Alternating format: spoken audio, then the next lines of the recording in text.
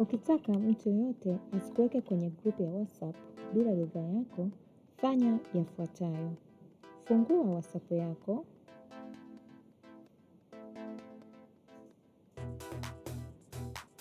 Halafu upande wako wa kulia juu kuna vidoti vitatu. Bonyeza hapo kwenye hivyo vidoti vitatu. Halafu nenda sehemu ya settings. Halafu bonyeza sehemu ya privacy.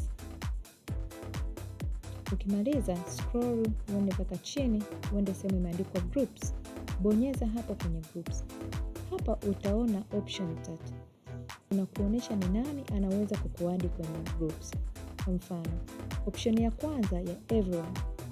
Ukichagua hii, manake mtu yoyote hata kama hujamsave kwenye contacts zako, yeye hatakuweza kukuadi kwenye grupu ya WhatsApp. Option ya pili ni my contacts.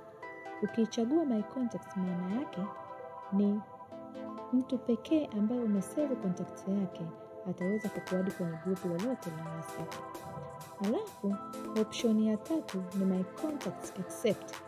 Hii unaweza kuchagua ni nani anaweza kukuadi na nani asiweze, au wote asiweze kukuadi. Kwa ukichagua my contacts except, itafungua contacts zako zote. Ukienda upande wa juu kabisa utaona kama kuna alama ya tick. Ukichagua hii, manake unakuwa umezichagua contacts zote hazitakiwi kukuadi kwenye grupu yoyote ya WhatsApp. Then unaenda kumalizia kwenye tick ya kijani, una update. Ukienda hapa chini utaona contacts zote 1722 zimekuwa excluded, manake hazitaweza kukuadi kwenye grupu yoyote ya WhatsApp. Lakini unaweza ukachagua baadhi ya contacts tu ndo zisiweze kukuadi na ukaruhusu zingine zote. Kwa mfano, ukienda kwenye hii option, hapa tunazichagua zote, tunaziondoa, lakini naweza kuchagua contacts mbili hizi. Alafu nikiupdate, hizi mbili ndo zitakuwa haziruhusiwi kuniadi kwenye grupu ya WhatsApp, lakini zilizobaki zote zitaweza. Ndio maana unaona 2 contacts excluded.